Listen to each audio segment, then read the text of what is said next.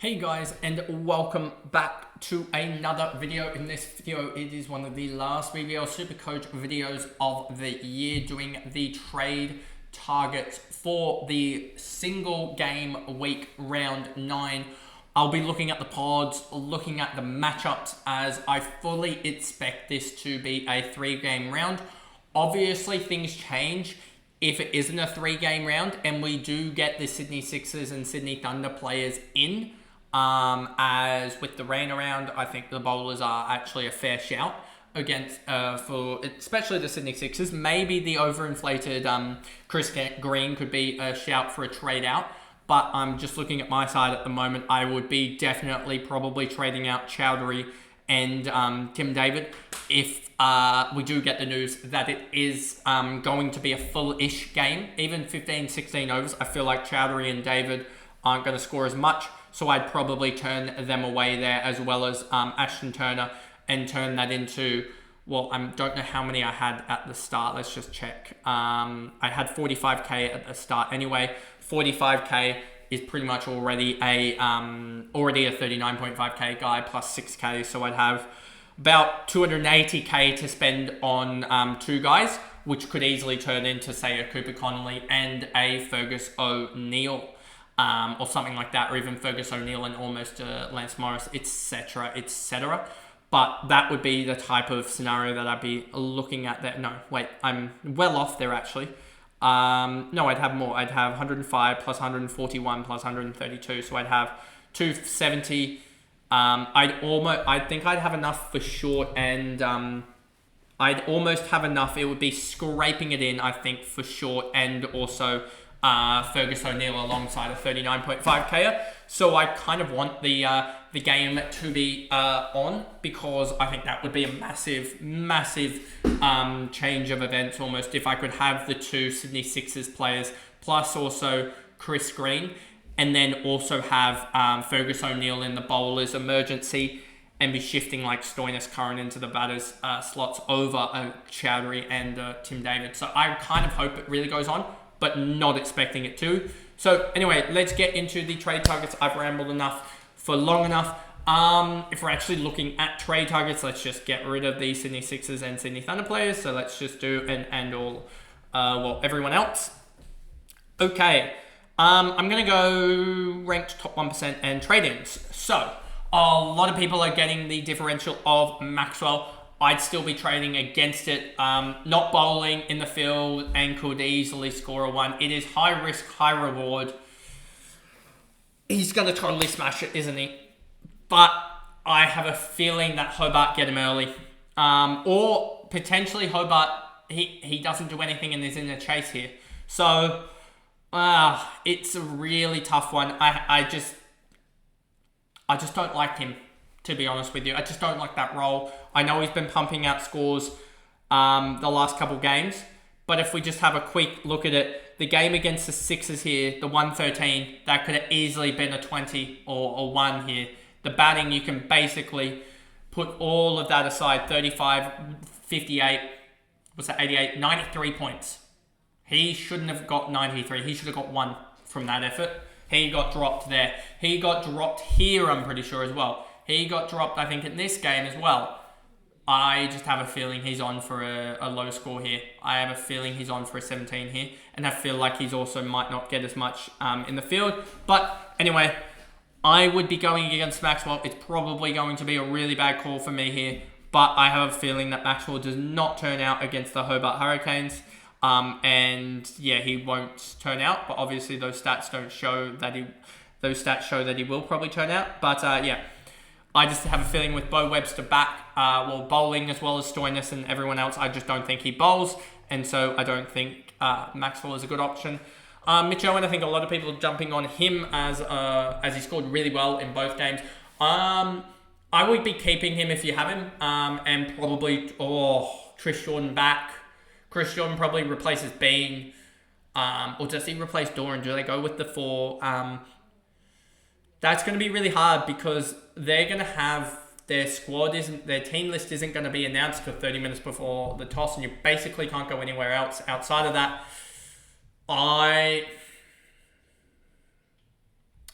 is 83% owned in the top 1%. I will probably be trading into him if you don't have him. Nathan Ellis, I would probably be looking against going into Nathan Ellis. Given all the bowling options, they could potentially have 5 bowling options, plus Owen, plus David, plus Chowdhury. Nathan Ellis is probably going to get his 4 overs, but yeah, I'd be trading into someone that probably has a better end of bowling role. Cooper Connolly, understand that. Bo Webster, I fully understand this as well. I do like this trade in at 146k as well. He's a guy that I have potentially looked at as well as a potential trade in there. So yeah, definitely could be looked at there, but I do think that Matt Short probably does outscore him, to be honest with you. But yeah, definitely could be a good trade out. It's just hard to leave so much cash on hand, to be honest with you. So yeah, that is an interesting one there. Spencer Johnson, understand this. He could run riot against the Renegades. Him or Fergus O'Neill's probably going to take 3 for. So yeah, I have both of them on my side currently. Aaron Hardy, I just think he's probably not going to play well, to be honest with you. He's not been batting well. I don't know if he'll bowl, to be honest with you. I think Mitch Marsh might bowl before him, as well as Cooper Connolly, and I think they may go Spores and Agar as well, so they may have already like 6 bowlers before Hardy, so I don't think he'll go there.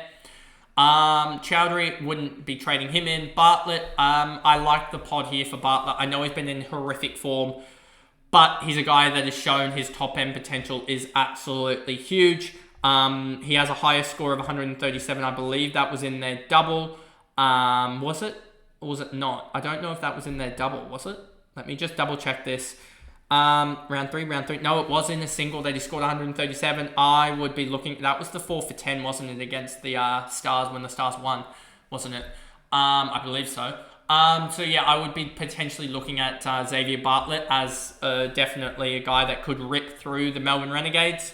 Him, Spencer Johnson, Ferguson O'Neill, I really like just in terms of scoreability in this final round. Lance Morris as well against Adelaide at Optus Stadium. I don't like this as much just because I feel like it's going to be a little bit harder for him to probably score, given Optus Stadium is probably going to be a road. So yeah, I just don't like that option as much. Understand the loop options being brought in. One of these two will be brought in for me, Austin or Blake. Just Blake McDonald or Austin Anlazard, I think it is, Anlazard there. Yeah, I think one of those two will be brought in just because we need a looping option and those two won't play. Liam Scott, I hope he doesn't play because it gives me another loop option. Marcus Deckety, I just feel like he got one of the worst fifers I've ever seen, but maybe because he's so much of a pod, you could go there. Against Hobart, though, I just have a feeling that he's not going to take polls. Merlot, understand the loop option there, he's not going to play. Ollie Pope, yeah, Merlot might be actually one of the best ones to loop in if he doesn't get named because he has that batter bowler friendliness. Ollie Pope, understand that. Don't understand. He's a pod. Optus is a road, so maybe I understand that, but he's not keeping though, I don't think. Fergus O'Neill, understand this. He's in pod territory here, and I feel like, especially with the emergency loop, I feel like you can play him there, as it will be the first game of the double. Jewel, no. Ward, no. Ward, understand that because he's a batter that won't play, and that you can loop him easy. Ashton Agar, no, thank you. Tom Curran, understand that, very, very pod territory there as well, given that, yeah, he's 2% owned, so I think that's a really good option there. Mitch Marsh, don't like it. Think he's a batter only, could easily get a first baller. Bethel, no, he's leaving. Fraser McGurk, maybe if you wanted to play off the bench, 45k, you could pretty much just use that as a potentially just a loop option, I guess, I would say.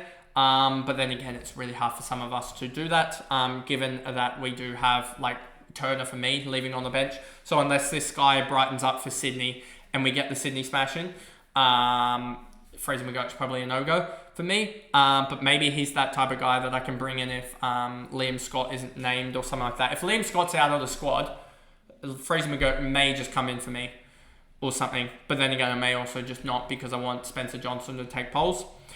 And also Michael Nisa. And yeah, that pretty much is that. I think a lot of people are trading out of, obviously, Overton. Zampa being traded out.